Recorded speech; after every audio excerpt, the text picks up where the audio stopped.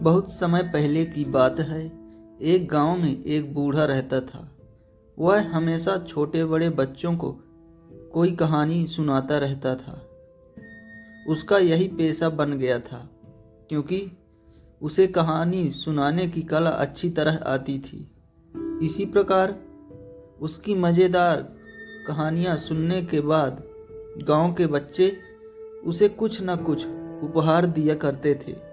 इन्हीं उपहार की वस्तुओं से वह जीता था, इसलिए उपहार के लालच में आकर वह अपनी कहानियों को कभी समाप्त ही नहीं होने देता था। फिर भी उसकी लंबी लंबी कहानियों में नई नई कहानियों जैसी उत्सुकता बनी रहती थी। इसलिए कहानी सुनने के लिए बच्चे प्रतिदिन उसके पास आते रहते थे। एक शाम को कहानी सुनने के बाद सब बच्चे अपने घर चल दिए। उनमें से एक युवक भी था। आज उसने उस बूढ़े को एक चवन्नी दी थी, पर उसे कल के उपहार के बारे में चिंता हो रही थी। इसलिए वह चिंता युक्त मुद्रा में घर की ओर चल रहा था। एकाएक रात के अंधेरे में उसे किसी जंतु के रेंगने की आवाज़ सुनाई दी। उसने ऊपर देखा, वहाँ एक मोटी और लंबी आंगी थी। उसके मन में तुरंत एक विचार आया, क्यों ना इसे मार कर रख लूं और कल बूढ़े को उपहार में दे दूं। इस निश्चय के साथ ही वह आगी का पीछा करने लगा। अपनी मौत को पीछे आते देखकर आंगी अपना जान प्राण लेकर एक सुरंग में भागी।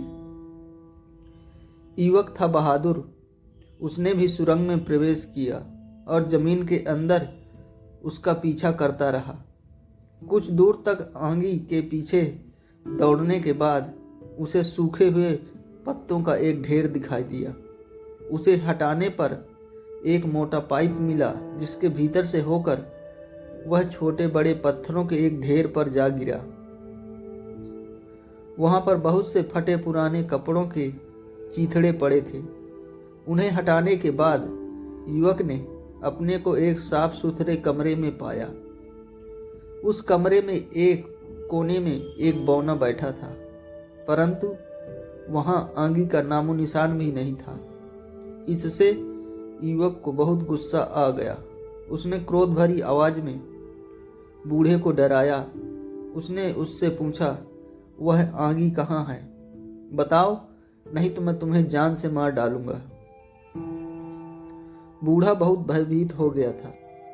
उसने कांपती हुई आवाज में उत्तर दिया, मुझे और न भयभीत करो, मैं बहुत वृद्ध हो गया हूँ। सच्ची बात तो यह है कि मैं ही उस आंगी के रूप में भाग रहा था। पाताल देवता ने मुझे एक चमत्कारी शक्ति मिली है। उसके जरिए मैं अपना रूप मनचाही आकृति में बदल सकता हूँ। परंतु मुझ पर दया करो, मुझे मारो नहीं, मुझे यहीं छोड़ दो। इसके बदले मैं तुम्हें एक अत्यंत चमत्कारी शक्ति देने के लिए तैयार हूँ। बौने को कांपते देखकर युवक के हृदय में दया आ गई।